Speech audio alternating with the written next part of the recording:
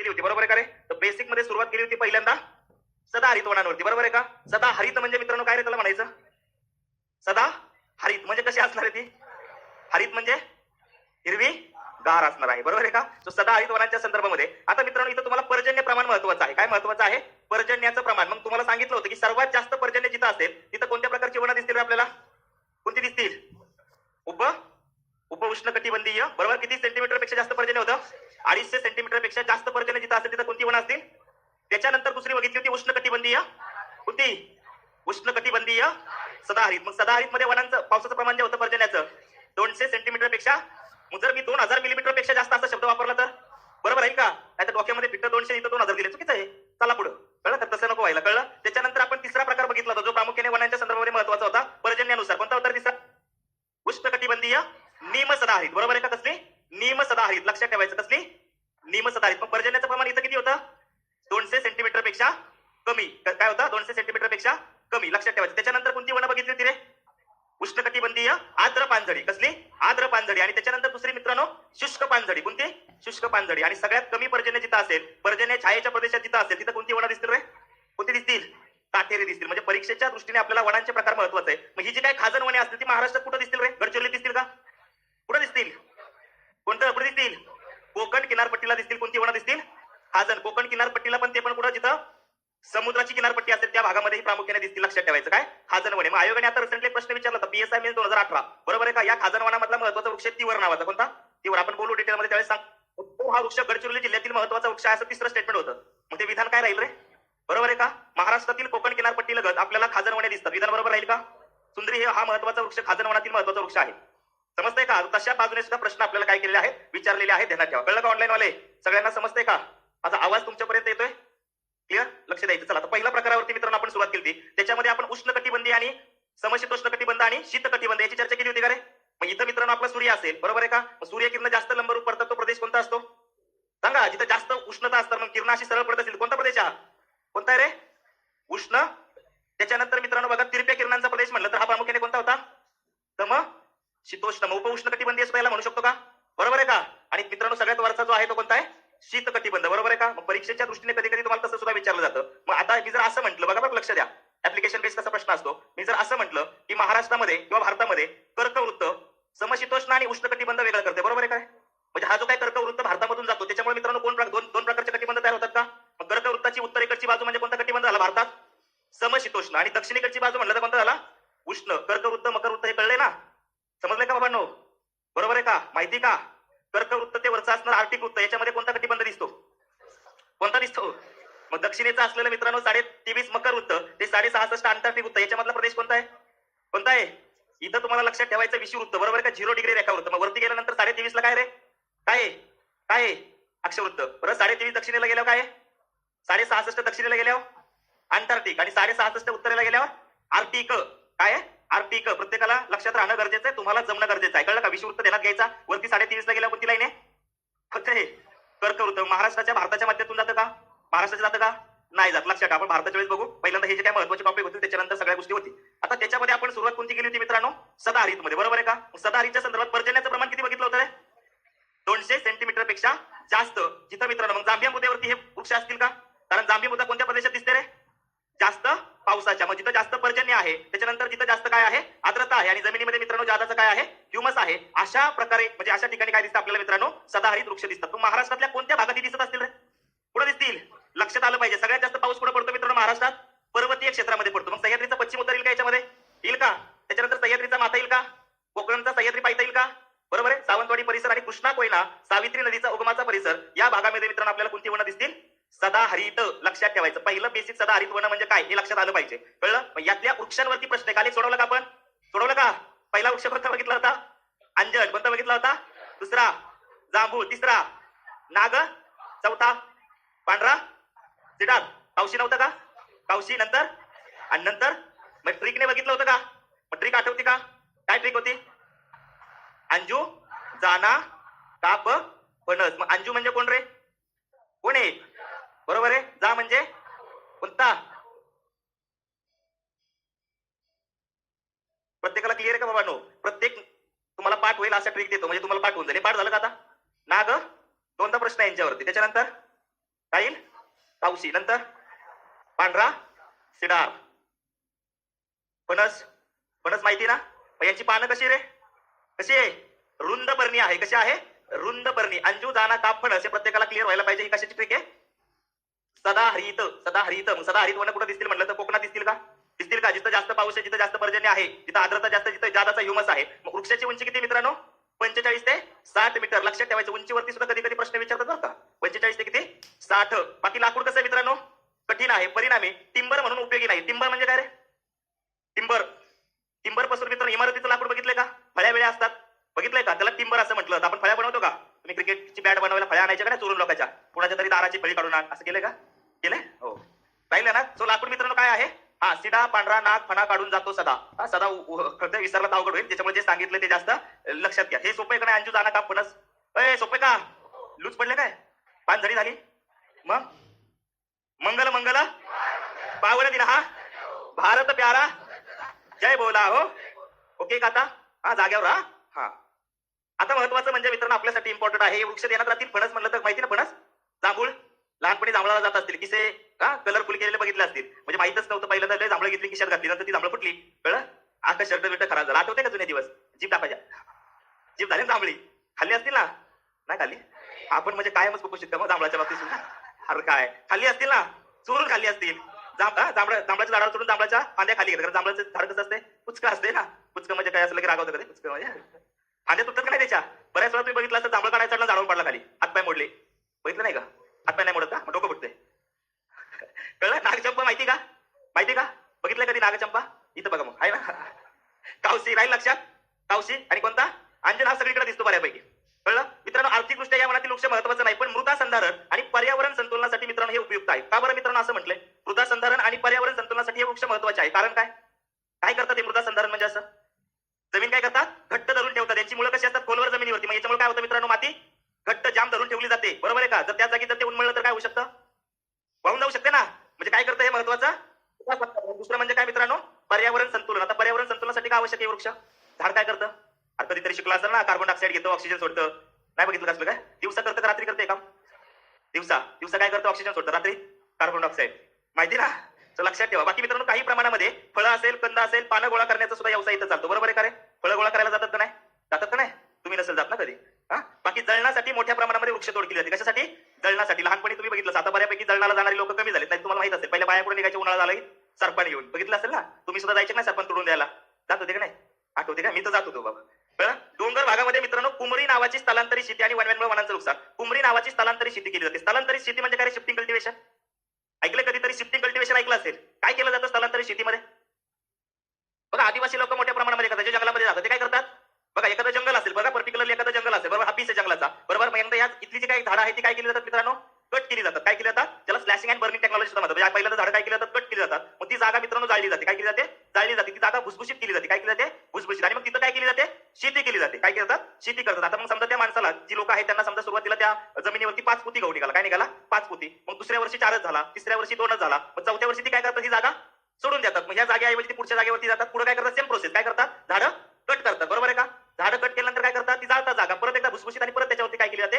शेती. म्हणजे इथं काय होतं? म्हणजे इथं तो आधी होता, नंतर तो पुढे शिफ्ट झाला इथं. बरोबर आहे का? इथून तो दुसऱ्या जंगलाच्या एखाद्या पार्ट मध्ये जाईल, तो तशा पद्धतीने शिफ्ट होतो. त्याला कसली शेती म्हणतात?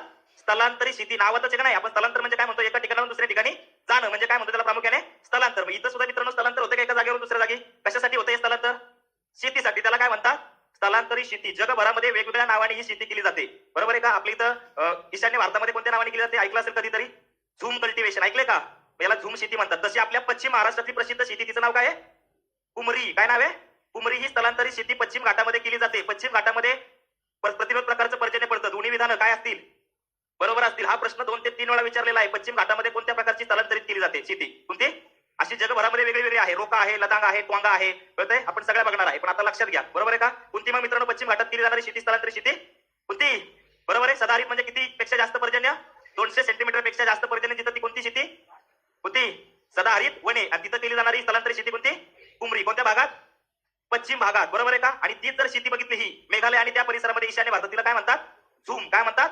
झूम. लक्षात ठेवा. आपण बोलू त्याच्यावरती डिटेलमध्ये त्यावेळेस. ओके, प्रत्येकाला समजलं बाबांनो? ध्यानात ठेवायचं. बाकी मित्रांनो आणखी महत्वाचं, इथं मित्रांनो उष्ण आणि दमट हवामान आहे. बरोबर आहे का? परंतु भरपूर काय आहे?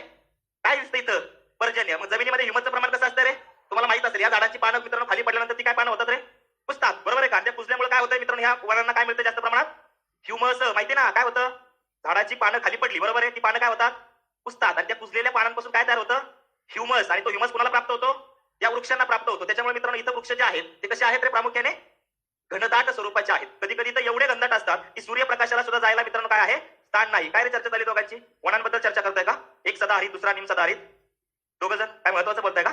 तर महत्वाचं असेल तर आम्हाला सगळ्यांना सांगा. काय इम्पॉर्टंट असेल तर आपला फायदा होईल. कळलं? राहील का घरात भाऊ? कसली जंगल ही? कसली आहे? कसली? घनदाट. लक्षात ठेवायचं कसल्या स्वरूपाची आहे. बाकी मित्रांनो जंगल कशी रे? बघा वैशिष्ट्यावरती प्रश्न विचारला तो. वृक्षाची उंची कितीपर्यंत जाते? 45 ते 60 मीटर पर्यंत. कमी उंचीचे वृक्ष सुद्धा मित्रांनो काय दिसतात? या भागामध्ये दिसतात. बाकी एकाच जागी अनेक प्रकारचे वृक्ष गर्दी करून वाढलेले असतात. वृक्षांच्या फांद्या परस्परांना मिसळून जाळीदार आच्छादन काय होतं? निर्माण होतं. म्हणजे ही वनं कशी असतात तर मित्रांनो? दाट. बाहुबली मधलं जंगल बघितले का? बघितले का? हा तसंच जंगल होतं ते दाट. लक्षात ठेवायचं जाळीदार जंगल आहे. एकाच प्रकारच्या वृक्षांची काय असते इथं? कमतरता असते. का बरं? वेगवेगळ्या प्रकारचे वृक्ष असतात का नाही? लक्षात ठेवा. बाकी काही वेळेला सूर्यप्रकाश देखील खाली येऊ शकत नाही, त्यामुळं ठिकठिकाणी मित्रांनो काय माजलेली असते? दलदल माजलेली असते. वृक्षांचे बुंदे निरनिराळ्या प्रकारच्या वेलीने काय असतात? गुरफटलेले असतात. लक्षात ठेवा. बाकी सह्याद्री पर्वत, आसाम, मेघालय येथील वृक्षांचे आकार कसे आहेत? मोठे आहेत. मग सह्याद्री पर्वतामध्ये ही वनं दिसतील का? दिसतील का? याच्यावरती वैशिष्ट्यांवरती आयोगाने आपल्याला प्रश्न विचारलेत. लक्षात ठेवायचं. कसल्या प्रकारची वनं ही? घनदाट स्वरूपाची आहे. वृक्षांची उंची म्हटलं तर वैशिष्ट्यांमध्ये पॉईंट फक्त क्लिअर पाहिजे. किती? 45 ते. यामधले वृक्ष कोणते कोणते? एक म्हणजे पहिला अंजन, दुसरा जांभूळ, तिसरा नाग, चौथा कोणता? पाचवा कोणता? पांढरा, आणि शेवट आता हे महाराष्ट्रात सापडणारे आहे. बाकी मित्रांनो सदाहरित मध्ये रबर सुद्धा येतं. माहिती रबर? आता भारताच्या संदर्भात ज्यावेळी बोलू त्याच्यावरती तिथं सगळ्या गोष्टी येतील, पण ध्यानात ठेवा रबर सुद्धा येतं. कळलं? सदाहरित क्लिअर का? महाराष्ट्राचं सदाहरित 5 पॉईंट सांगा म्हटलं तर प्रत्येकाला सांगता येईल का? हा पर्जन्याचं प्रमाण किती पेक्षा जास्त? 200 सेंटीमीटर पेक्षा जास्त पर्जन्य, जास्त ह्युमस, जास्त आर्द्रता जिथे तिथं कोणत्या प्रकारचे वृक्ष? सदाहरित प्रकारचे वृक्ष. बरोबर? कोणते कोणते वृक्ष आढळतात? कोणते कोणते वृक्ष आढळतात रे? अंजन, थांबा तू हा सांग. कोणते? हा तूच सांग. इकडे तिकडे बघू सांग. इकडे तिकडे बघण्यापेक्षा इकडे लक्ष दे ना, जास्त महत्वाचं आहे. तिकडच्या चेहऱ्यावर वृक्षांची काय असते मित्रांनो? इथं कमतरता असते. हे लाकूड मित्रांनो टिंबर म्हणून वापरलं जातं का? कारण कार्य वापरत नाही, कठीण असते. बरोबर आहे का? लक्षात ठेवायचं. मात्र याचं महत्व कशासाठी जास्त आहे? मृदा संधारण आणि दुसरं म्हणजे पर्यावरण संतुलन. राहील लक्षात. जायचं पुढच्या याच्यावर. पुढचा प्रकार आहे तो म्हणजे कोणता मित्रांनो? निम सदाहरित. कोणता आहे? निम. अरे लिहून घ्यायचं काय? मी जे पॉईंट सांगतो ना, एखादा वृक्ष तुम्ही सदाहरितला 5 पॉईंट केले, पर्जन्याचं प्रमाण, वृक्ष, पेपरला जाताना हेच करून जायच्या बाहेर प्रश्न नाही अजूनपर्यंत. कळलं का? 4 पॉईंट लिहिले, संपला विषय. स्वतःची नोट्स इथं सुद्धा रेडी होत असते. बाकीचं तर वाचणारच तुम्ही भरपूर. कळलं? चला पुढचा कोणता प्रकार आहे? उष्णकटिबंधीय निम सदाहरित. कसली? निम सदाहरित. आता ही निम सदाहरित वनं कुठे आढळतात? सगळ्यात महत्वाचं म्हणजे मित्रांनो पश्चिम किनारपट्टी. बरोबर आहे का? कोकण, सह्याद्रीच्या पश्चिम भागामध्ये, घाटमाथ्याच्या परिसरामध्ये, विशेषतः आंबोली, लोणावळा आणि इगतपुरीच्या परिसरामध्ये. आयोगाचे 2 वेळा प्रश्न या 3 ठिकाणांवरती. कोणते? आंबोली, लोणावळा, इगतपुरी. कळतंय का? आपल्यासाठी महत्वाचं आहे. मग काय अडचण नाही, फक्त ऐका आणि व्यवस्थित लक्ष द्या. बाकी काय महत्वाचं नाही. कोणतं? निम सदाहरित. आता निम सदाहरित म्हणलं तर मित्रांनो पर्जन्याचं जे काय प्रमाण आहे ते प्रमाण कसं आहे रे? 200 सेंटीमीटर पेक्षा कमी. बरोबर? 200 सेंटीमीटर किंवा त्याच्यापेक्षा कमी. जिथं जांभी मृदा आढळते, बरोबर, तिथं आहे. मग मित्रांनो हे जे काही वृक्ष आहेत सदाहरित अरण्य आणि पानझडी अरण्य यांच्या संक्रमण अवस्थेमध्ये ही दिसतात. कोणत्या? निम सदाहरित म्हणजे कसं रे? संपूर्ण सदाहरित आहे काही निम आहे. म्हणजे याचा अर्थ ती कशात असतील? काही सदाहरित मध्ये असतील आणि काही पानझडी. म्हणजे यांच्या संक्रमण अवस्थेमध्ये जी दिसतात ती कोणती वन आहे? निम सदाहरित. जिथं पर्जन्याचं प्रमाण किती आहे?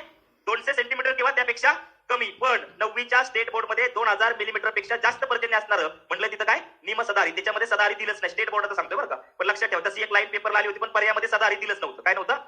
सदाहरित दिलंच नव्हतं पर्यायामध्ये. मग त्याचं उत्तर काय राहिलं? निम सदाहरित. हे सुद्धा तिथं प्रश्न बघितल्यावर लक्षात येईल तुमच्या. कळलं? राहिलं ना? सदाहरित वृक्ष अरण्य आणि दुसरी म्हणजे कोणती अरण्य? पानझडी. यांच्या संक्रमण अवस्थेत कोण दिसते आपल्याला? निम सदाहरित दिसतात. मित्रांनो हे वृक्ष वर्षभर हिरवीगार असतात. कारण काय? कोण सांगते? हा बरोबर आहे. अगदी बरोबर. काय बरोबर आहे का? पानं गळण्याचा हंगाम मित्रांनो यांचा काय असतो? वेगवेगळा असतो. बरोबर आहे का? म्हणजे सोम्या गोम्या गेले तरी राम्या आणि बरोबर आहे की नाही? म्हणजे ते 2 जण गेले तर दुसरा आहे की नाही? म्हणजे यांचा पान गळण्याचा हंगाम कसा आहे? वेगवेगळा आहे. परिणामी वर्षभर कोण हिरवीगार असतात म्हटलं तर कोण असते हिरवीगार? सदाहरित का निम सदाहरित? आता वाटताना आपल्याला काय तशी ती हिरवीगार असतातच सदाहरित. बरोबर आहे. पण वर्षभर हिरवीगार म्हटलं तर कोण असते? निम सदाहरित. पानं गळण्याचा हंगाम काय असते?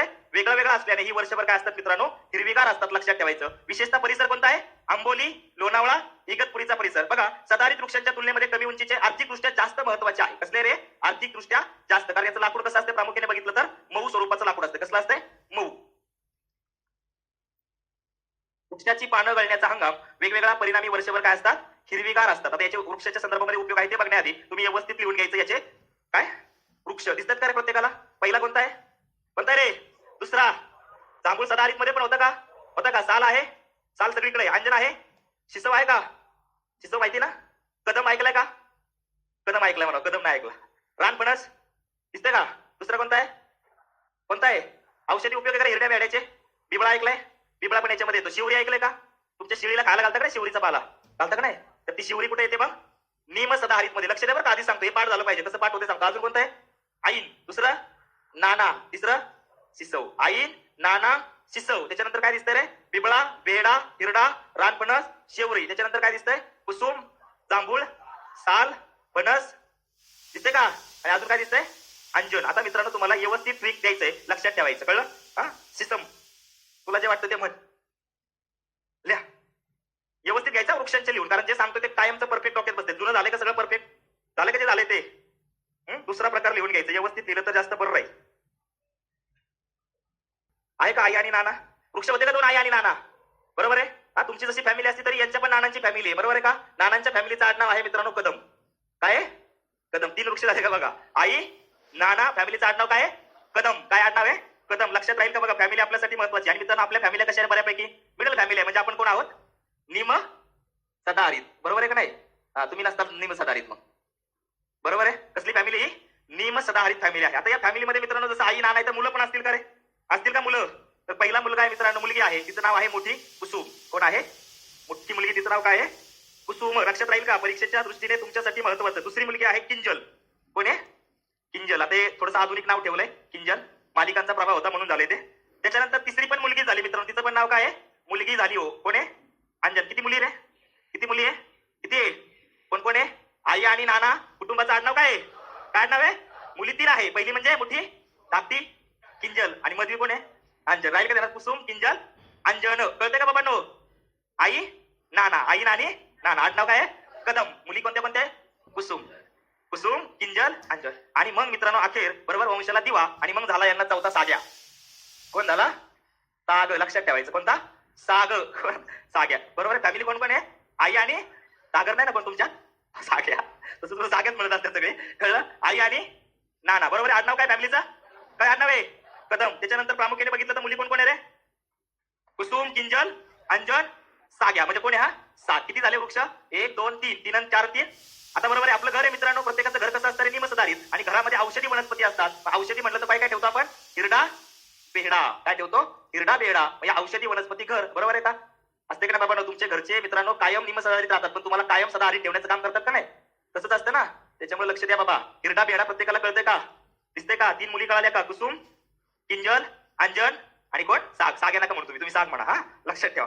बरोबर. आता बघा मित्रांनो, साहजिकच घर आहे म्हणल्यानंतर शिळी असते का रे घरी? शिळी. हा, शिळीचं नाव आहे बिबळ्या. काय नाव आहे? बिबळ्या. काय नाव आहे? बिबळ्या म्हणजे बिबळा. आता या बिबळाला काय काय आवडतं रे मग? शेवरी. वा. दुसरं लाडाने काय खाताय मित्रांनो घरचे? तुम्हाला मित्रांनो सदाहरित मध्ये काय असतं? फणस. तुम्हाला खायला काय? फणस. पण निम सदाहरित काय खातात? जे रानात मिळेल ते रानफणस. काय खातात? रानफणस. त्याच्यानंतर बघा मित्रांनो, शिसवचा पाला कोणाला खायला घातला जातो? शिळीला. माहिती आहे का घातला जातो? कोण सांगते? त्याच्या घरी शेळ्या असतील त्याला माहित असेल की शिसवचा पाला खायला घातला जातो. हा, गावाकडचं माहित नाही का? घालतात खायला. हा, इको फ्रेंडली फॅमिली आपली. हा, आई आणि फॅमिलीचं आडनाव. 3 मुली, कुसुम, किंजल, अंजन. कुसुम, किंजल आणि साग्या. काय मुलगी रे? साग्या म्हटलं तर काय? मुलगा. चौथी कोण आहे? चौथा. बरोबर आहे. घरात काय आढळते मग? साग्या, हिरडा. घरात काय? शिळी. शिळीचं नाव काय? बिबळा. बिबळ्याला मित्रांनो काय काय आवडते? शिवरी, रानफणस, शिसव. प्रत्येकाला क्लिअर का? अय बाबांनो, प्रत्येकाला समजते का? निम सदाहरितच्या बाबतीमध्ये तुम्हाला या सगळ्या गोष्टी क्लिअर व्हायला पाहिजे. Done done done done done का? प्रत्येकाला क्लिअर का? आपल्यासाठी सदाहरित म्हणलं तर 200 सेंटीमीटर पेक्षा जास्त पर्जन्य, निम सदाहरित म्हणलं तर 200 सेंटीमीटर पेक्षा कमी पर्जन्य. लक्षात राहील प्रत्येकाच्या? प्रत्येकाला जमल का? आधीच सांगतोय, प्रत्येकाला हे सगळं जमलं पाहिजे. कळलं का रे बाबांनो? कळतंय का? आपल्यासाठी महत्वाचं आहे. सर का घालतात पाला? हा, ज्याच्या घरी शेळ्या असतील त्याला विचारायचं. कळतंय का? हा, का घालतात रे? डायरिया झाल्यानंतर त्याला माहितीये का? घालतात खायला. जर तुमच्याकडे शेळ्या बिळ्या असतील की त्याला ते बळबळ खायला घातला जातो पाला, मग ते नीट होतं. कळलं? राहील लक्षात? डन का? जाऊ का पुढं? हे बाबांनो, क्लिअर का सगळ्यांना? ऑनलाईन वाले, ऑफलाईन वाले? कळलं का? आई नाना कळलं का? कळलं का बरं? म्हणजे जास्त कार लागायला लागला? कर की बंद. मला काय सांगतं? मागे म्हणतोय. समजलं बाबांनो? मग वृक्षांची पानं कशी रे?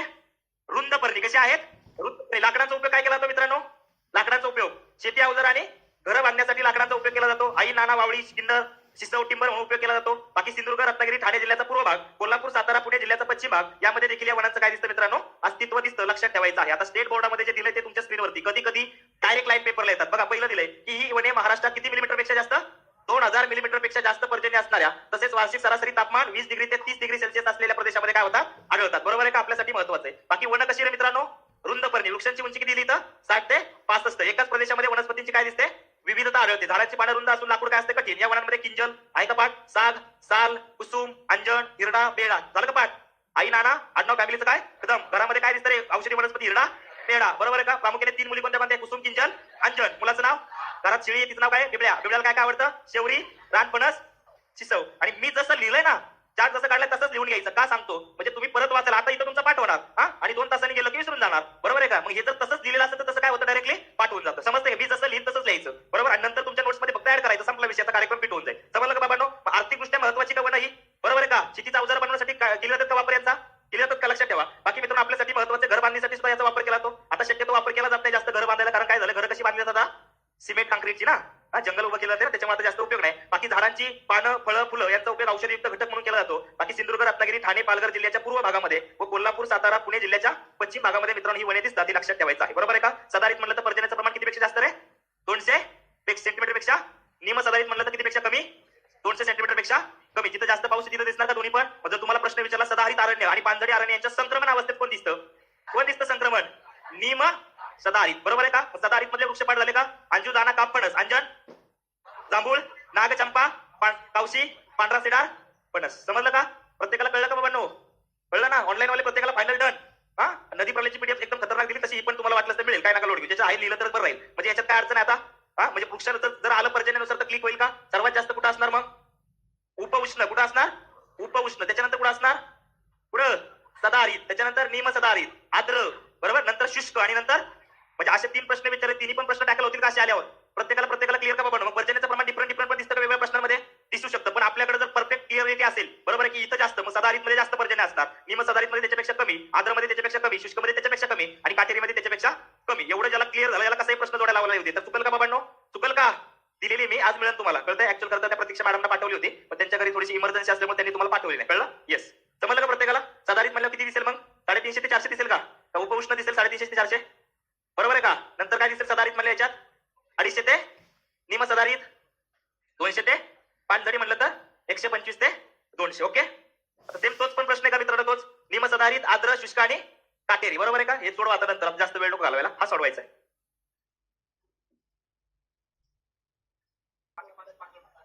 पास जमलं, बाकी काहीच नकोय. अत्यंत घनदाट. बरोबर आहे का?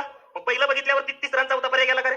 याचं उत्तर काय असणार, एक तर अबक नाही तर अफक्त. बरोबर आहे. दुसरं वार्षिक पानगळ. पानगळ म्हणलं तर पुढे लक्षात ठेवायचं रे, पुढे असते पानझडीमध्ये असते, लक्षात ठेवा, जास्त वार्षिक नाही. लाकूड, टणक आणि टिकाव म्हणलं तर आहे का, म्हणून परिणामी काय वापरत नाही, टिंबर म्हणून वापरत नाही. आणि एकाच प्रकारच्या वृक्षांची काय असते, कमतरता असते. बरोबर आहे का? मग काय उत्तर पाहिजे, अ क ड. उत्तर काय पाहिजे होतं मग मित्रांनो, 2 नंबरचं उत्तर असायला पाहिजे होतं. कळलं? पुढचं सोडवायचं आहे. आंबोली 2 ते 3 वेळा प्रश्न आला हा. आंबोली, इगतपुरी आणि अजून एक ठिकाण होतं कोणतं, लोणावळा. आंबोली, इगतपुरी येथे कोणत्या प्रकारची वन आढळतात, उष्णकटिबंधीय निम सदाहरित, निमहरित. राहील का लक्षात? काय उत्तर पाहिजे मग, 1 नंबर. आता बुक्का झाला. महाराष्ट्रात नागचंपा, पांढरा सिडार, फणस, कावशी हे वृक्ष खालीलपैकी कोणत्या प्रकारच्या अरण्यात आढळतात? काय रे, नागचंपा तुमचा आहे का, पांढरा सिडार, फणस, कावशी. भाई महत्वाचे पहिल्यातले 4 आहे का? म्हणजे माझ्या प्रश्नाचं उत्तर काय पाहिजे, सदाहरित अरण्य. काय पाहिजे, सदाहरित अरण्य. काय उत्तर येईल सांगता बरं? बघा, अंदाज ज्याला आलाय त्याला काही वेगळं करायची गरज नाही. सह्याद्रीच्या 1200 मीटर पेक्षा जास्त उंच भागातील 400 सेंटीमीटर किंवा त्यापेक्षा जास्त पर्जन्य असलेल्या भागात कोणत्या प्रकारचं वन आढळतं? सगळ्यात जास्त पर्जन्य आढळतं म्हणतात कोणतं, लक्षात ठेवायचं, कोणतं, उपउष्णकटिबंधीय सदाहरित अरण्य. लक्षात ठेवायचं. याचं उत्तर जमल का? लगेच नका सोडू. पण तरी पण अशा प्रकारचे प्रश्न बघा टॅकल करा किती सोपं आहे. सदाहरित म्हणलं कुठं आढळेल सदाहरित, त्याच्यात कुठं आढळेल, कुठं आढळेल, मागच्या दिसत नाही का? नाही दिसतं का? नाही दिसत, म्हणा ना मग तसं. आता दिसतंय का? आता नाही म्हण बरं. नाही ना? आता हा दिसले, दिसतंय का? आता बघ, सोडव आता. आता सोडव रे. उष्णकटिबंधीय सदाहरित अरण्य कुठं असेल रे, कुठं असेल? आता तुम्हाला माहिती, क्रमांक 2चं पर्जन्य महाराष्ट्रात कुठं पडतं, कुठं? मग आर्द्र पानझडी कुठं दिसतील, काटेरी म्हणल्यावर सगळ्यात कमी. मग काटेरी कुठे दिसतात, पठारी प्रदेश. आणि वृक्ष पानझडी म्हणलं तर सातपुडा अजिंठा बोला आपण अजून ते व्हायचं डिटेलमध्ये. हा जुळेल का बघा बरं. आता फक्त अंदाजा जुळते का बघा, मला सांगायचं उत्तर. किती पण येऊ दे प्रश्न आणि कसा पण येऊ दे, चुकणार नाही, या माहित झालं एकदा. कसा येऊ दे, कसा पण. लाजके ऑनलाईन मध्ये पहा. उष्ण कटिबंधीय सदाहरित वने सह्याद्रीच्या पश्चिमेकडील उतारावर आढळतात. बरोबर आहे का? जिथं जास्त पर्जन्य तिथं कोणती वन आहे? दुसरं म्हणतंय की उष्ण कटिबंधीय सदाहरित वनातील वृक्षांची पानं रुंद असतात. रुंद पर्णी आहे का? मग बरोबर आहे का दुसरं पण? मग पहिलं बरोबर आहे, ब बरोबर आहे. आता इथं म्हणते अ ब क बरोबर नाही, म्हणजे चुकलेलंच आहे. बरोबर आहे, पण अब तर बरोबर आहे. मग असा पर्याय आहे का? पण इथं दिला विधान क बरोबर नाही, म्हणजे मी तिसरं स्टेटमेंट न बघता सुद्धा उत्तर सांगेल. मग याच्यामध्ये म्हणते की पळ शिसव खैर, हे कशा दिसतील रे? सदाहरित वनामध्ये बघितलेत का पळ शिसव खैर? बघितलेत का? म्हणजे स्टेटमेंट काय आहे? चुकीचं आहे, काटेरीमध्ये जाईल. बरोबर आहे का? काय उत्तर असायला पाहिजे? फक्त अ ब बरोबर, नाही तर फक्त क बरोबर नाही. म्हणजे उत्तर काय पाहिजे मग? 3 नंबर. कळलं का? प्रत्येकाला कळलं का? लक्षात ठेवायचं. सदाहरित वनांची असेल, निम सदाहरित वनांमधल्या वृक्षांची पानं कशी आहे? रुंदपर्णी. दोघांची पण पानं कशी आहेत? रुंदपर्णी. विसरल का? घनदाट अरण्य म्हणलं तर कुठं रे? घनदाट जंगल. एकाच प्रकारच्या वृक्षाची कमतरता कुठं? लाकूड मित्रांनो कडक असते, टणक असते, परिणामी टिंबर म्हणून वापरलं जात नाही. कुठं? सदाहरित. निम सदाहरित आणि सदाहरित प्रत्येकाला समजलं का? मॅडम समजलं का? नक्की विचारल्यावर सांगता येईल? सांगा बरं. सदाहरितचे 3 स्टेटमेंट आपल्याला 3च सांगा, जास्त नको. हा, सेंटीमीटर पेक्षा जास्त पर्जन्य वा. अजून अंजू जाणं का पण सांगा ना दुसरं लगेच, वृक्ष सगळे पाठवून जाते. तिसरं काय सांगायचं? रुंदपर्णी आहे, लाकूड कडक आणि टणक आहे. बरोबर आहे. परिणामी टिंबर म्हणून वापरलं जात नाही. कुंभरी स्थलांतरित शेती कशामध्ये केली जाते? मग कोणत्या भागात केली जाते? पुढं पश्चिम भागामध्ये. सांगतील का दादू? तूच, तू नाही, तुझ्या पाठची भागचा सांगतोय. निम सदाहरित बद्दल 2 वेळी सांग. घाबरायचं नाही अजिबात सुद्धा. तुझ्यासारखा मीच होतो, मी पण असाच मुरून बसायचो, विचारलेलं भीती वाटायची. घाबरायचं अजिबात नाही. हे बघा, तुम्हाला वाटत असेल की मी कसं आहे थोडं असं तसं वाटतंय बऱ्याच जणांना, कळलं? पण असं काही सुद्धा नाही मित्रांनो. इथं आल्यानंतर तसं व्हायला लागते. सांगते निम सदाहरित बद्दल 2 वेळी. तूच टोपीवाल्याच्या पाठीमागचा तू. अरे यार तू की सांगतोय 2 वेळी, जास्त नको, 2च. शांत रे, मला ऐकूच आहे ना. तुला इथं काय ऐकू? तो ट्रान्सलेट करून मला सांग. ठीक आहे, असू दे. बोलायला शिका पण मित्रांनो. कसं असतं माहिती आहे का? बोलायला शिकलं पाहिजे. कळलं का? काय उत्तर येईल रे? ASO pre 2012.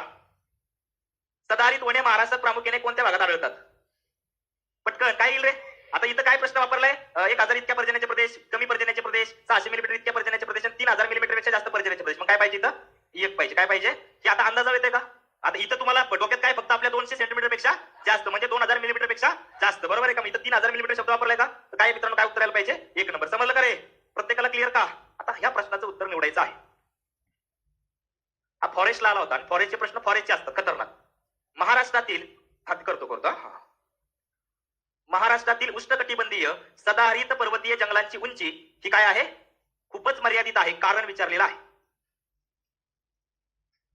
शब्द समजून घ्या काय विचारले. महाराष्ट्रातील उष्णकटिबंधीय सदाहरित पर्वतीय जंगलांची उंची व घनता काय आहे? खूपच मर्यादित, म्हणजे ती जास्त ठिकाणी दिसत नाही. मग त्याचं काय विचारले तुम्हाला? कारण काय मित्रांनो? पहिलं जमिनीचा तीव्र उतार आणि महत्वाचं म्हणजे जांभी मृदा. तर जांभ्या मृदेचे थर कसे? एकदम कमी जाडीचे. त्याच्यामुळे इथं मोठे वृक्ष आढळतील का? घनता जास्त दिसेल का? इथं जास्त प्रमाण झुडपी वनं दिसतात. कसली वनं दिसतात? झुडपी. म्हणजे पहिलं येईल का त्याच्यात? बरोबर आहे का? दुसरं येईल का रे? दीर्घकाळ असणारा कोरडा ऋतू. का येणार नाही? का वर्षभर पाऊस असतो का? काय कोकणामध्ये जर तुम्ही गेला तर कोकणामध्ये मित्रांनो पाऊस कधी असतो रे? सुरुवातीला जास्त पाऊस असतो, नंतर काय असतंय? दीर्घकाळ काय असतोय? कोरडा ऋतू असते. लक्षात ठेवा. दुसरं पण यायला पाहिजे त्याच्यामध्ये. आणि तिसरं काय? समुद्र सपाटीपासून असणारे उंच स्थान. इथं मात्र पावसाचं प्रमाण कसं आहे? कसं आहे? जास्त. इथले वनांचे वृक्ष कसे? सगळ्यात जास्त कसे आहेत? सदाहरित आहे. प्रश्न काही ना कळलेलाच नाही अजून. काय विचारले आपल्याला? उष्णकटिबंधीय सदाहरित पर्वतीय जंगलांची उंची आणि घनता काय आहे? खूपच मर्यादित आहे. म्हणजे मर्यादित ठिकाणीच ते आहे. त्याचं कारण म्हणलं तर काय काय लक्षात ठेवायचं मग? जमिनीचा तीव्र उतार, जांभी मृदा आणि दीर्घकाळ असणारा कोरडा ऋतू. आयोगाने याचं उत्तर काय दिलंय? ए आणि बी. लक्षात ठेवा. कळलं? पुढचा. आता पुढचा आहे तिसरा, म्हणजे उप उष्णकटिबंधीय सदाहरित अरण्य. पर्जन्याचं प्रमाण 250 सेंटीमीटर पेक्षा जिथं जास्त आहे तिथं मित्रांनो हे वृक्ष आढळतात. तिसरं कोणतं आहे? पर्जन्याचं प्रमाण किती पेक्षा जास्त? 250 सेंटीमीटर किंवा त्याच्यापेक्षा जास्त जिथं आहे तिथं मित्रांनो आपल्याला दिसेल कोणती वन? उप उष्णकटिबंधीय सदाहरित अरण्य. मग मित्रांनो आपली इथं सर्वाधिक पाऊस कुठं कुठं पडतो रे? आंबोलीला पडतो. पण आंबोली कुठं बघितल्यात आपण? निम सदाहरित मध्ये. बरोबर आहे का? मग महाबळेश्वर येते का मित्रांनो? बरोबर आहे. दुसरं पाचगणी येते का? माथेरान येते का?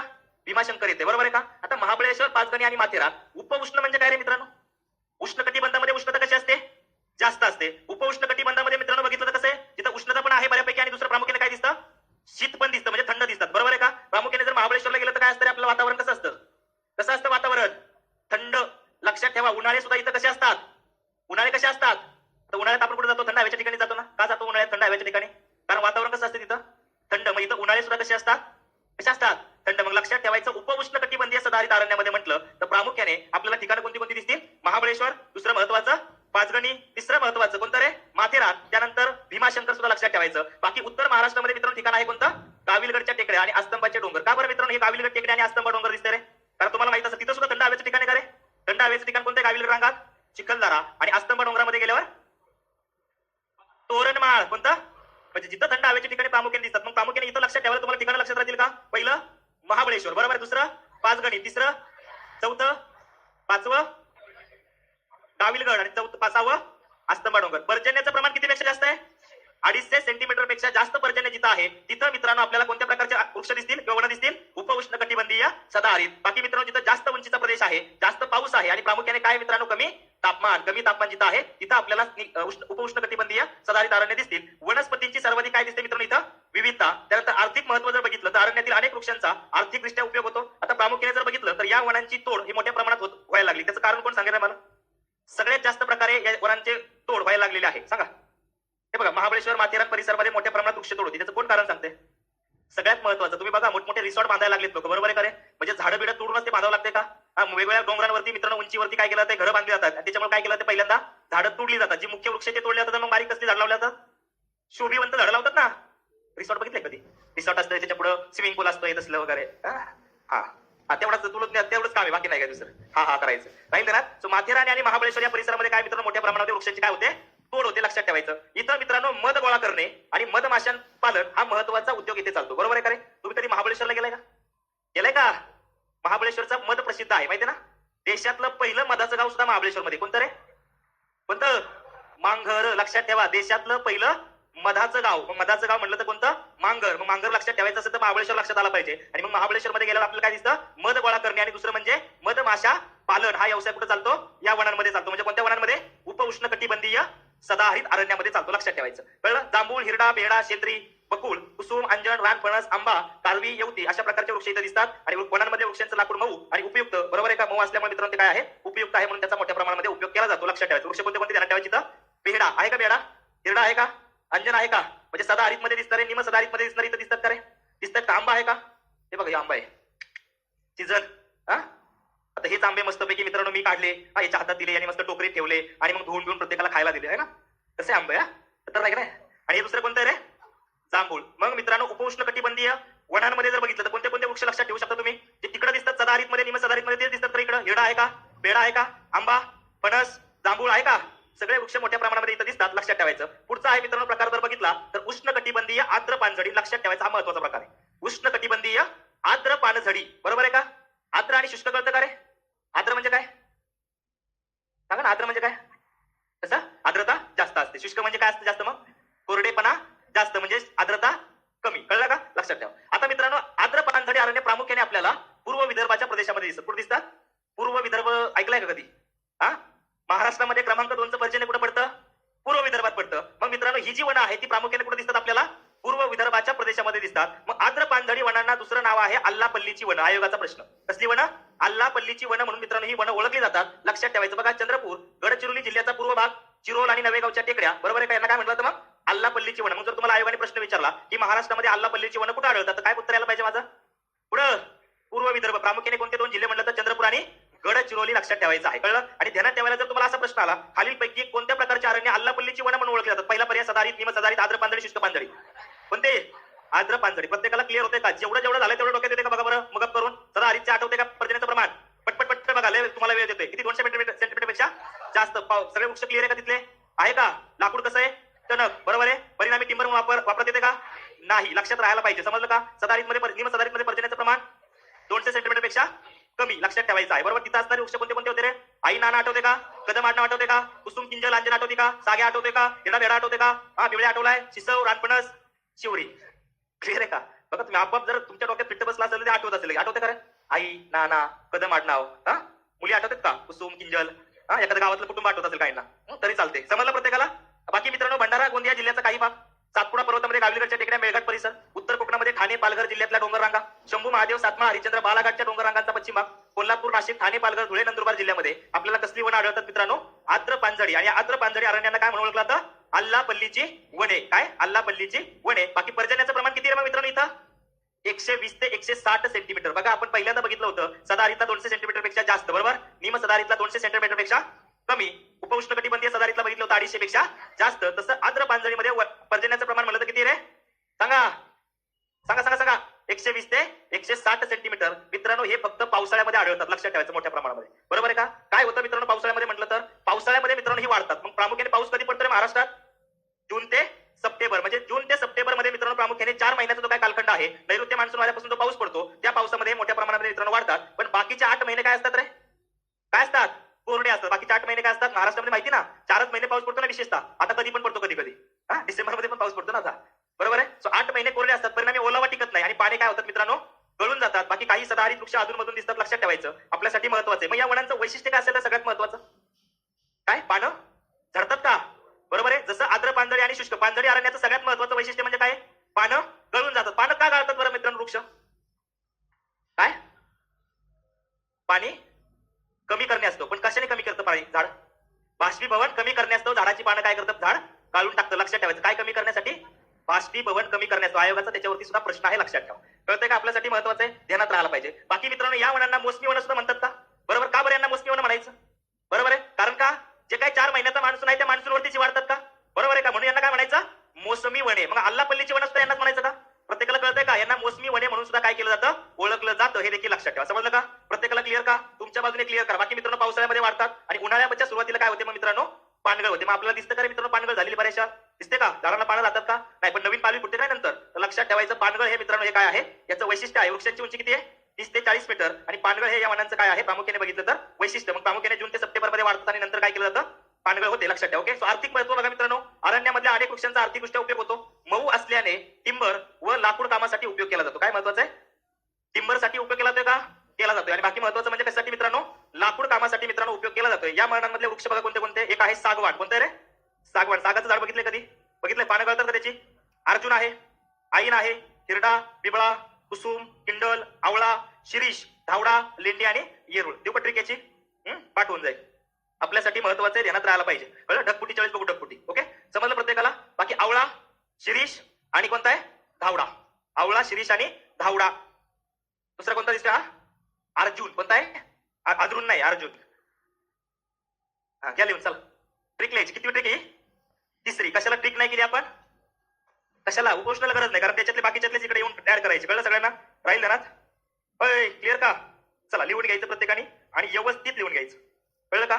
आता मित्रांनो ट्रिक आहे. एक गाव आहे, गावाचं नाव आहे अल्लापल्ली नगर. काय? अल्लापल्ली नगर. एक गाव होतं, त्याचं नाव होतं अल्लापल्ली आणि तिथे एक आई राहत होती. बिचारी होती ती. कोण राहत होती? आई. आणि या आईला 3 मुलं होती. लाडकी तिची ती 3 मुलं. एक होतं शिरीष. कथा ऐकलं ना जुन्या लहानपणी शाळेत? बरोबर. काय नाव होतं एकाचं? शिरीष. दुसऱ्याचं नाव होतं अजरून. तिसऱ्याचं नाव होतं कोण होता? चंदन. असतात ना चंदन, चंदू, लाडका चंदू. एक होता गणू तसा, एक होता चंदू. कळलं? किती आई आहे? आईला महत्वाचे मित्रांनो किती आहे? 3 बबडे आहे. कोण आहे? 3 बबडे. ते 3 बबड्यांचे नाव काय आहे? काय झालं सर? 4 मंथचं परत रिवायज. अरे 4 महिने पाऊस पडतो. कशापासून पाऊस पडतो महाराष्ट्रात? नैऋत्य मान्सून वाऱ्यांपासून. मग या वनांना काय म्हणून ओळखलं जातं? मोसमी वने. मग सुरुवातीला मित्रांनो चांगला पाऊस असेल तर वृक्ष काय होणार आहे मित्रांनो? चांगले वाढणार आहे. बाकी उरलेले 8 महिने काय होते रे? कसं असते वातावरण? सगळं कोरडं असते. बरोबर आहे का? लक्षात आलं का? ध्यानात ठेवा. ओके. सो आई आणि तिची महत्वाची किती मुलं आहे मित्रांनो? शिरीष, अर्जुन आणि चंदन. आता बाकी मित्रांनो बघा, तिला 3 मुली पण आहेत. सावत्र मुली. या सावत्र किती आहे? मग लाडके असतील का रे? मग तिन्ही लक्षात ठेवायच्या. पहिली आहे धाकटी का थोरली? थोरली कुसुम. त्याच्यानंतर किंजल. इथं पण आहे किंजल. आणि महत्वाचं मित्रांनो आहे कांचन. बघा ना, एका आईच्या असल्यामुळे तिघींची नावं के वरूनच ठेवले सगळे. कुसुम, किंजल, हो का? शिरीष, अर्जुन आणि चंदन. बरोबर आहे का? असंही लक्षात ठेवू शकता. आई आहे, तिचे लाडके 3 बबडे आणि त्या 3 बबड्यांची लग्न झाली. एकाला शिरीषला कुसुम, अर्जुनला किंजल, चंदन कांचन. तुमच्या बाबतीत कसंही लक्षात ठेवा. लग्न म्हणलं की मुस्काळली बाहेर. जे आहे ते राहिलं साईडला आणि लग्न. लहानपणी नुसतं एक पळालं की त्याच्या मागे पळायचे. का पळतात माहिती? पण पळत होते. बरोबर. लग्नामधली पोरं का पळतात कळत काय? एक पळत असते त्याच्या मागे, तो लॉन मध्ये तरी सगळे लॉन मध्ये. परत जेवायचे तिकडे तर ते सगळे जेवायचे तिकडे. माहितीये ना? राहिले ना? काय काय आईचे लाडके 3 बबडे कोणते? शिरीष, काय दुसरा? इकडे बघा, शिरीष, अर्जुन, चंदन. शिरीष, अर्जुन, लग्नात गेले. जागा. शिरीष, अर्जुन आणि चंदन. बरोबर. आणि 3 मुली कोणते? बरं, मग या तिघांची लग्न त्या अगोदरच्या तिघींशी झाली असं जरी लक्षात ठेवलं तरी चालते. कोणते तिघी जरी? कुसुम, किंजल, कांचन. किती झाले रे? 4 आणि 3 7. लक्षात राहील. आता बघा ते काय म्हणतात मित्रांनो, बरं हे लाडके असल्यामुळे मित्रांनो ते म्हणतात बघा, आईला सांगतात त्यांच्या मला थोडीशी जड जाईल इथून पुढे ट्रिक पण ध्यानात ठेवा. आवळा आणि काय आवडतो? काय आवडतो? हिवडा, सॉरी हिरडा. हिरडा आवडतो म्हणून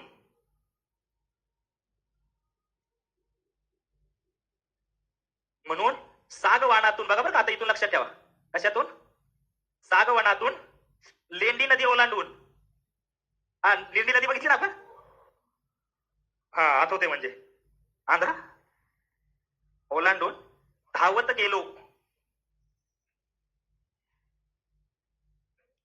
येरूळला. येरूळ म्हणजे काय? बघा आता वृक्ष बघा, हे झालं का आवळा? हिरडा झाला का? त्याच्यानंतर इथं साग, इथं लेंडी, इथं धावत म्हणजे धावडा. लक्षात ठेवा, काय देणार ठेवा? धावडा. आणि येरूळ म्हणजे येरूळ नावाचा वृक्ष आहे. लिहा व्यवस्थित. किती झाले? सगळे होतात त्याच्यात. कोणतं नगर आहे रे? आल्लापल्ली. तिच्यात कोण राहते? आई. तिचे लाडके बबडे, शिरीष, अर्जुन आणि तिला 3 मुली म्हणजे कोणते? कुसुम, किंजल, कांचन. लक्षात ठेवा. बाकी मित्रांनो मला आवळा हिरडा आवडतो म्हणून सागवानातून लेंडी नदून ओलांडून धावत गेलो येरूळ. असं धावडा येरूळ हे लक्षात ठेवा. लेंडी, सागवान, आवळा, हिरडा देण्यात ठेवलं तरी चालेल. कसं करायला आलं पाहिजे फक्त.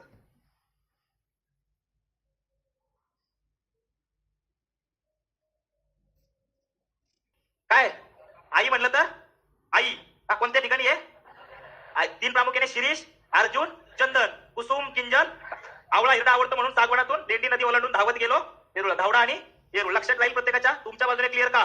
प्रत्येकाला क्लिअर का? सर करंट भारी शिकवतात विथ इमेजेस. चालायचं काहीतरी चांगलं शिकवायचे, काय शिकवायचे तर ते ऑफर चालू होती त्याच्यामुळे खरंच जबरदस्त रिस्पॉन्स झाला. म्हणजे काल 500 क्रॉस झाले. चांगली गोष्ट आहे. पोरं तुम्ही सगळ्यांनी सपोर्ट केला. ज्याला घ्यायचे त्यांनी पण घेऊ शकता आज पण. करंट फायदा होतोय. कळलं का प्रत्येकाला? राहील ना आवळा, शिरीष आणि धावडा राहील का देणार? पुढचा बाकी आद्र पानझडीमध्ये बघा स्टेट बोर्डात काय दिले दिसते का? स्टेट बोर्डात 1000 ते 2000 मिलीमीटर पर्जन्य असतात. तसे तापमान किती दिले? 20 ते 30 सेल्सिअस असलेल्या प्रदेशात आढळतात. किंवा कुठे वाढतात? पुढं पावसाळ्यात वाढतात. बरोबर आहे का? तर उन्हाळ्याच्या सुरुवातीला काय करतात? त्यांची पानं गाळतात. झाडाची उंची 30 ते 40 मीटर. वृक्षांमध्ये विविधता साल, साग, चंदन, पळस, कांचन, अर्जुन यांसारखे वृक्ष आढळतात. पाठ झाले का? साल, साग बरोबर आहे. त्याच्यानंतर काय? चंदन, पळस, कांचन, अर्जुन यांसारखे वृक्ष. बाकी वने भंडारा, गोंदिया, गडचिरोली, चंद्रपूर म्हणजे हे कोणता भाग दिला रे? पूर्व विदर्भ बरोबर आहे. बाकी नाशिक, पुणे, कोल्हापूर, धुळे, नंदुरबार या जिल्ह्यामध्ये आढळतात. तर आद्र पानझडी लक्षात ठेवा. ठीक आहे. पुढचा आहे प्रकार मित्रांनो उष्णकटिबंधीय वृक्ष पानझडी. कसली पानझडी? वृक्ष, ज्याला मित्रांनो शुष्क पानझडी सुद्धा म्हणतात. बरोबर आहे. शुष्क म्हणजे काय? कोरडी. सातपुडा पर्वतरांगा, अजिंठा डोंगर रांगा, घाट माथ्याच्या पूर्वेस कमी उंचीच्या टेकड्यावर. लक्षात ठेवायचं कोणत्या भागाने जास्त आढळतात? कमी उंचीच्या. बघा आता एक गोष्ट ध्यानात ठेवा, जिथे जास्त उंची असेल तिथे कसली वृक्ष बघितले आपण? सांगा उंचीनुसार. सर्वात जास्त वृक्ष बघितले, उंची बघितली तर कोणते? सदाहरित. बरोबर आहे का? म्हणजे जास्त म्हणलं तर उपउष्णकटिबंधीय सदाहरित, नंतर सदाहरित, नंतर निम सदाहरित, नंतर आद्र पानझडी. त्याच्यापेक्षा कमी उंची असेल तर शुष्क पानझडी. उंचीनुसार लक्षात ठेवा. सो विदर्भातल्या डोंगराळ भागामध्ये धुळे, जळगाव, अमरावती, बुलढाणा, नागपूर, भंडारा, गोंदिया, अकोल्यामध्ये जिथे जिथे छोटे मोठे टेकड्या आणि डोंगर दिसतात तिथं तिथं मित्रांनो आपल्याला कोणत्या प्रकारचे वन दिसतात? उष्णकटिबंधीय शुष्क पानझडी दिसतात. जिथं पर्जन्याचं प्रमाण 80 ते 120 सेंटीमीटर आहे. किती आहे? 80 ते 120 सेंटीमीटर. आणि मित्रांनो 45 ते 40 डिग्री सेल्सिअस तापमान जिथं आहे तिथं आपल्याला ही वृक्ष पानझडी वने दिसते. हे लक्षात ठेवायचं आहे. कळलं? राहील ना? आज आहे, आज पण आहे वापर. कळलं? उष्णकटिबंधीय कोणती? वृक्ष पानझडी अरण्य. किती पर्जन्य? 80 ते 120. आता डोक्यात येते का? सदाहरितला किती पर्जन्य बघितलं होतं? 200 सेंटीमीटर पेक्षा जास्त. काय? 200 सेंटीमीटर पेक्षा जास्त पर्जन्य म्हणलं तर सदाहरित. 200 सेंटीमीटर पेक्षा कमी 250 पेक्षा जास्त 120 ते 160 आद्र पानझडी. आणि 80 ते 120 शुष्क पानझडी. कळलं का? पर्जन्याचे प्रकार, पर्जन्यानुसार प्रकार कळले का? बाकी बघा मित्रांनो यांचे सलग पट्टे नाहीत. अधून मधून पाहायला मिळतात कमी उंचीचे वृक्ष. आणि अधून मधून काय दिसतात? गवताळ प्रदेश सुद्धा दिसतात. वृक्षांची जर उंची बघितली तर मध्यम ते कमी उंचीचे आहे. पावसाळ्यात फक्त काय दिसतात मित्रांनो? हे वृक्ष हिरवेगार दिसतात. बाकी पर्णहीन हे वनाचे काय आहे? वैशिष्ट्य आहे. लक्षात ठेवायचं. पहिल्यांदा पानं हिरवीगार असतात, नंतर ही पानं काय होऊन जातात मित्रांनो? काय होऊन जातात? वाळून जातात. काय होतात? वाळून जातात. आणि नंतर काय होऊन जातात? गळून जातात. हे कोणते वन आहे मग मित्रांनो? वृक्ष पानझडी. एक लक्षात ठेवायचं, नावात पानझडी म्हणजे काय होत असणार आहे? पानं झडून जात असणार. हे गोष्ट लक्षात ठेवायची. बरोबर आहे. पर्जन्याचं प्रमाण म्हणलं तर किती रे? किती? 80 ते 120. 80 ते 120 विसरायचं नाही. बाकी आर्थिक महत्व बघा. अरण्यातील अनेक वृक्षांचा आर्थिकदृष्ट्या उपयोग होतो. इमारतीसाठी लाकूड इंधन, खैराचा उपयोग होतो मित्रांनो. कशासाठी केला जातो खैराचा उपयोग? कात निर्माण करण्यासाठी. कात माहिती का? कशासाठी कात करतात? पानामध्ये. तुमच्यातले कोण होते का? खैराच्या झाडाच्या जाऊन ते खैराची साल काढायची, त्याच्यानंतर टणटणीची पानं घ्यायची. केले तुमच्यातलं कोणी? घाणेरी टणटणी म्हणजे आमच्याकडे टणटणी म्हणतात पुणे जिल्ह्यात. टणटणी माहिती ना? घाणेरी. केलं कधी कसं? घाणेरीची पानं घ्यायची, त्याच्यावरती काय करायचं? चंदन आहे का? चंदन, चंदनाची साल, हिवराची साल, आणि ते खायचं. ते लाल लाल होऊन जातं सगळं. केलं ना? याने केलं माहितच आहे. प्रश्न आलेला आहे मित्रांनो, खैराचा उपयोग कशासाठी केला तो? मग कात निर्माण करण्यासाठी. अजून एक सांगतो, खैराच्या झाडाचे स्टंप बनवले की जास्त काळ टिकतात. स्टंप क्रिकेट खेळायला स्टंप नसतात का? हा, आपल्याकडे खूप बाबळ असते ना, बाबळ, येडी बाबळ. तर याचे स्टंप सुद्धा खूप छान होतात. किंवा तुम्हाला माहित असेल, आपली तर बघा खोरं टिकाव असतात, फावडं. हा, ते खोरं टिकावाचे जे काही दांडे असतात ना, ते याच्यापासून बनवले जातात, खैराचे, एकदम सुंदर चांगले होतात. त्याच्यानंतर खूप आवडीचं पण त्याच्यात जर आतमध्ये काळा गाभा असेल, काळा गाभा बघितलं झाड, त्याच्यामध्ये जर काळा गाभा असेल आणि त्या गाभ्यापासून जर बनवलं तर ते एकदम सुंदर काय असतंय, बरोबर आहे का? खोरं माहिती ना आपल्याकडे. आता तसं नाही झालं, आता काय झालंय, लोखंड आले, त्याच्यामुळे ते खोरं लोखंडाचं त्याच्या पाठीमागचा जो काय दांडा असतो ते सुद्धा काय लोखंडाचा, बरोबर ना? कुऱ्हाडीला काय लोखंडाच असते ना आता बऱ्यापैकी, दांडा राहिलंच नाही. कळलं? तर खैराचा उपयोग कशासाठी केला तो मित्रांनो? कात निर्माण करण्यासाठी. बाकी डिंक आहे, मध आहे आणि तेंदूची पानं. मग तेंदूच्या पानाचा उपयोग कशासाठी केला तर विडी वळण्यासाठी मित्रांनो. विड्या माहिती का? बिड्या त्या विड्या वळण्यासाठी कशाचा उपयोग केला तो? तेंदूच्या पानांचा उपयोग केला जातो. बाकी मधाचं मित्रांनो औषधी महत्व तुम्हाला प्रत्येकाला माहिती आहे, बरोबर? डिंकाचा उपयोग केला तो का रे? खाण्यासाठी. तुम्ही खायची की आठवत आहे का जुने दिवस? नव्हते खात का? पण त्या लिंबाचा हा, बाबळीचं खातात, बरोबर आहे का? बरेच जण लय खाल्ला की येडं होतं मग त्यात. ऐकलंय का? येड्या बाबळीचं खाल्ल्या येडं होते. क्लिअर? बाकी मित्रांनो लक्षात ठेवायचं, तेंदूची पानं याच्यावरती प्रश्न आलाय, बरोबर आहे? बाकी पळसाच्या पानांचा उपयोग रंग निर्मितीमध्ये केला जातो. कशासाठी?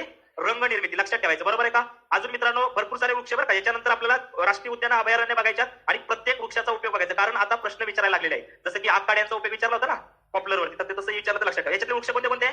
सागवान, ऐन, दिवस, बेहडा, आवळा, पळस, टेंभुर्णी, रोहन, धावडा. लक्षात ठेवायचं काय?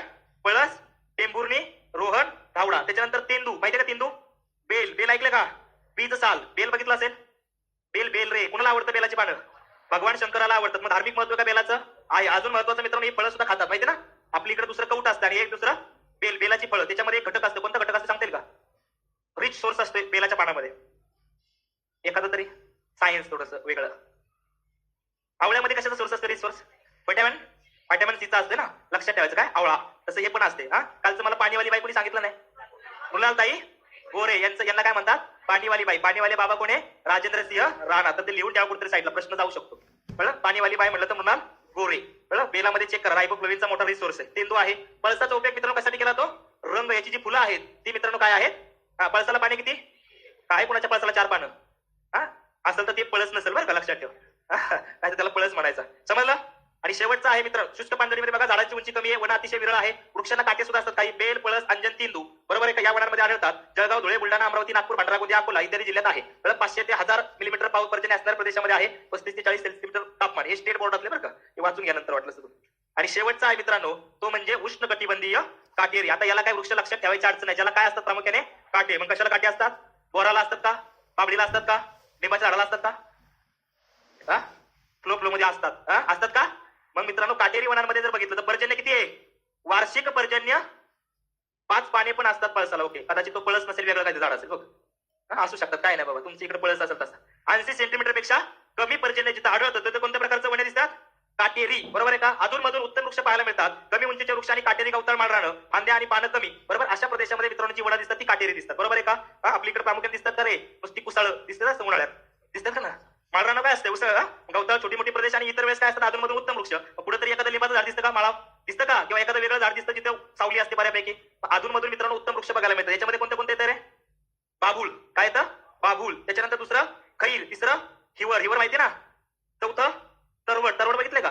तरवाड, तरवाड लय मोठं होतं का? झुडपच असते बघा. त्याच्यानंतर कडुनिंब, याचा डिरेक्ट इंडिका. कशाचा उपयोग केला? याचा उपयोग पेस्टिसाइड मध्ये केला. तो अजून मेडिसिनल यूज नाही का? लिव्हिल 2000 नाही माहिती? मेडिमिक्स, मेडिमिक्स. तुमचं अवघड आहे, तुम्हाला काय आहे? कडुनिंब माहिती ना? याचा डिरेक्ट इंडिका. त्याच्यानंतर बघा या कडुनिंबाच्या लिंबोळ्या असतात माहितीये का? तुम्ही बारीक छोटे आंबे म्हणून खायचा लिंबोळ्याचं सुद्धा विशेष महत्व माहित नसेल तर माहित करून घ्या. बरेच त्याची लिंबोळी पेंट तयार केली जाते, बरोबर आहे का? त्याच्यानंतर केक सुद्धा बनवले जातात, लिंबोळी केक. खायचे केक नाही बरं का? त्याच्यानंतर याच्यापासून भरपूर साऱ्या गोष्टी म्हणजे भिजून त्याच्यापासून मित्रांनो काय फर्टिलायझर सुद्धा बनवलं जाते. खूप काय आहे महत्वाचं आहे कडुनिंब, बरोबर आहे का? चिंच आहे का? चिंच सुद्धा काटेरीमध्ये येते बरं, लक्षात ठेवायचं. आपल्याकडे दिसते ना चिंच. त्याच्यानंतर धामण, टाकळा. टाकळा बघा कशाला खायला घालतात? शेळीला, माहित असेल. निर्मळा आहे, त्याच्यानंतर बोर आहे, बाबूळ आहे आणि निवडुंग. निवडुंग माहित असेल? निवडुंगाची ती हे खाल्ली असतील बोंड, खाली का? लाल असते आतमध्ये. तरवडाचा पाला घ्यायचा, कारण तरवड आपल्या तिथं असते. ते तरवड घ्यायचं, त्या बोंड्यावरती हाणायचं. का बरं हाणायचं? त्याला बारीक काय असतात? लव असतात. लव, कुस. लव आणि कुश नसतात, लव कुश असतात त्याच्यावर. कुश, कुश माहिती ना? कुश नाही का टोचत हाताला. मग ते हाणून काढल्यानंतर ते खातात सुद्धा. निवडुंग लक्षात ठेवा. कसल्या वनांमधला वृक्ष मग काटेरी वनांमध्ये. मग काटेरी वनांमध्ये लक्षात राहतील का? लक्षात राहील का? सदाहरित मधले अंजू जाना, निम सदाहरित मध्ये आई, नाना, कदम, कुसुम, किंजल, अंजन, साग. घरामध्ये आहे हिरडा बियाडा. शेळी, शेळीचं नाव तिला काय आवडतं? शेवरी, रानपणात शिस्त. झालं का निमसदारीत? लक्षात राहील. त्याच्यानंतर तिसरा बघितला उपउष्ण कटिबंधी. पावसाचं प्रमाण किती पेक्षा जास्त? किती? 250 सेंटीमीटर पेक्षा जास्त. बरोबर आहे का? चौथा बघितला आर्द्र पानझडी. पावसाचं प्रमाण 120 ते 100 आणि शुष्क मध्ये 120 ते 80 ते 120. आणि शेवटचा राहिला कोणता मग? काटेरी. काटेरीमध्ये किती? 80 सेंटीमीटर पेक्षा कमी. जिथं पर्जन्य दिसेल तिथं कोणती वनं दिसतील? काटेरी वनं दिसतील. बरोबर आहे का? मग दख्खनच्या पठारावर काय दिसतं आपल्याला? काटेरी वनं. मध्य महाराष्ट्र आहे का जिथं पावसाचं प्रमाण कसं आहे? पर्जन्य छायेच्या प्रदेशामध्ये कोणत्या प्रकारची वनं दिसतील? नद्यांच्या खोऱ्यात दिसतील का काही? ते बघा नदीच्या कडेला बाबळी दिसतात, सगळ्या काटेरी दिसतात का? तर काटेरी वनं तिथं मोठ्या. मग कमी उंचीच्या टेकड्यावर पर्जन्य छायेच्या प्रदेशात मग पुणे, सातारा, सांगली, अहमदनगरचा कोणता भाग असेल? हा पूर्वेकडचा. कारण पश्चिमेकडच्या भागामध्ये चांगली वनं होती, पण जिथं पावसाचं प्रमाण जास्त आहे. पूर्वेकडच्या भागामध्ये बघितलं तर पर्जन्याचं प्रमाण कसं आहे? कमी आहे. मग सोलापूर, मराठवाडा आणि विदर्भाचा पश्चिम भाग याच्यामध्ये काय दिसतील मित्रांनो? ही काटेरी वनं दिसतील. लक्षात ठेवायचं आहे. समजलं का? वनांच्या प्रकारामध्ये ह्या सगळ्या महत्वाच्या गोष्टी ध्यानात ठेवायच्या. आणि शेवटचा महत्वाचा वन आहे तो म्हणजे मित्रांनो लक्षात ठेवायचा कोणता? स्टेट बोर्डातले काटेरी दिसते का? बघा महाराष्ट्रात 500 मिलीमीटर पेक्षा कमी पर्जन्य असणाऱ्या प्रदेशात वने आढळतात. उन्हाळे काय असतात? अति कोरडे असतात. सामान्यपणे महाराष्ट्राच्या पर्जन्य छायेच्या प्रदेशात या प्रकारची वने आढळतात. पोषक हवामान नसल्याने त्यांची पुरेशी वाढ होत नाही. वनस्पती खुरट्या आणि कशा असतात? काटेरी. उन्हाळ्यात त्यांची पाने गळतात. बोर, बाबूळ, निंब, खैर, हिरडा, निवडुंग इत्यादी वनस्पती या वनात आढळतात. बाबूळ, निंब यांच्या लाकडाचा उपयोग शेतीच्या अवजारं तयार करण्यासाठी, तर सालीचा उपयोग कातडी कमवण्यासाठी, बाकी बाबूळ आणि निंबाचं लाकूड इमारती बांधण्यासाठी, तर कोरपड काय असते रे? औषधी. बरोबर आहे का? कोरपड खाली कोणी डोक्याला लावली मग हिरीव आंघोळीला गेल्यावर होती ना. तर ती पण दिसत नाही. म्हणजे पहिलं तुम्ही बघा ओढ्याच्या कडेला इकडे तिकडे कोरपडीचं प्रत्यक्ष मोठं साम्राज्य असतं. त्याची बेटाची बेटा असायची. ते सुद्धा कमी होत चालले. बघितलं कधी? आता कुंडीत दिसतात. कुंडीतच दिसतात ना कोरपड. लक्षात ठेव. कशामध्ये येईल मग कोरपड? काटेरी वनांमध्ये. लक्षात ठेव. ओके. आणि शेवटचा मित्रांनो खाजन वने किंवा खारवणे, मॅनग्रोव्ह अरण्य म्हणतात. त्याच्यासाठी आता रिसेंटली केंद्रीय अर्थसंकल्पामध्ये तरतूद केली. कोणता प्रकल्प रे? मिस्टी प्रकल्प. कोणता? मिस्टी. ध्यानात ठेवा. बघा महाराष्ट्राची किनारपट्टी भरती ओटीच्या भागामध्ये खाडीच्या मुखाशी दलदलयुक्त जमिनीवरती जी वनं आढळतात त्यांना काय म्हणतात मित्रांनो? खाजन वने असं म्हटलं जातं. लक्षात ठेवा. मग महाराष्ट्राच्या किनारपट्टीला मग कोणत्या कोणत्या जिल्ह्यात दिसायला प्रामुख्याने?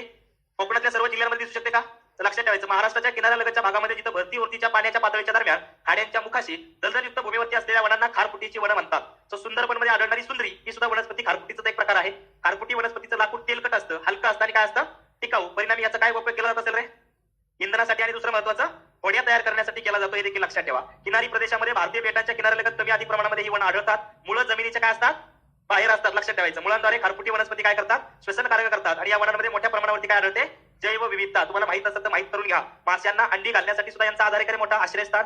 कारण ज्यांच्या मुलांमध्ये मित्रांनो स्पेस असते आणि मग हे मासे काय करतात? तिथे जाऊन अंडी घालत असतात. त्याच्यामुळे बरीचशी जैव विविधता कुठे दिसते आपल्याला? या वनांमध्ये दिसते. त्यांना काय म्हणतात? खाजन वने किंवा खार वने. प्रामुख्याने याच्यामध्ये कांदळ येतं. कांदळ ऐकलंय का? आले का? कांदळ. कांदळ वने हा शब्द ऐकला असेल. कांदळ ध्यानात ठेवा. चिपी. काय? चिपी. त्याच्यानंतर मारांडी. कोणती? मारांडी. तिवर. काय? तिवर. ध्यानात ठेवायचं. मुलं ज्याची तिवर असतात त्यामुळे काय ती तिवर. त्याच्यानंतर तीस. समुद्रफळ, अंबोरी आणि काजळी. लक्षात राहील का? काजळी, अंबोरी, समुद्रफळ, तीस, तिवर, मारांडी, चिपी आणि कांदळ. परीक्षेच्या दृष्टीने लक्षात ठेवा. दिसतात का रे सुंदरी? बघितलं का? हे असं कांदळ. बरोबर आहे का? अशा प्रकारची वनं दिसतात का? चित्र बघा ना. कळतंय का चित्र बघितल्यावर? जायचं का लगेच बॅगावर घेतली निघ लगेच, थांबू नको. कळलं? राहील ना. बाकी खाजन वनातील झाडांना कसली वनं म्हणतात मित्रांनो? सुंदरी वनं. झाडांची उंची कशी असते रे? कमी असते. कशी असते? कमी. म्हणजे झाडाची उंची जर कमी असेल तर लक्षात राहील 4 ते 6 मीटर उंची असते. ओके. यांना कसली वनं म्हणतात? खाजन वने किंवा खार वने. इंग्लिश मध्ये त्याला म्हणतात मॅनग्रोव्ह. समजले का वनांचे प्रकार महाराष्ट्रातले? प्रत्येकाला कळले का? 200 सेंटीमीटर पेक्षा जास्त पर्जन्य. पटकन बोलायचं. 200 सेंटीमीटर पेक्षा कमी पर्जन्य. बरोबर आहे. उपउष्ण कटिबंधीय सदाहरित पर्जन्याचं प्रमाण 250 पेक्षा. त्याच्यानंतर आर्द्र पानझडी 120 ते 100. शुष्क पानझडी 80 ते 120. त्याच्यानंतर काटेरी म्हटलं तर 80 पेक्षा. खाजन वने कुठे दिसतील? समुद्र. ऑनलाईन वाले प्रत्येकाला क्लिअर का? इथं जर कळलं नाही तर कुठंच कळलं नाही. लक्षात ठेवा. बाकीच्या तर अवघड आहे सगळ्या गोष्टी. इथं नाही समजलं तर कुठंच नाही. उत्तर सोडवायचं, जायचं नाही लगेच. या प्रश्नाचं पहिलं आणि तिसरं स्टेटमेंट बरोबर की चूक मला सांगायचं.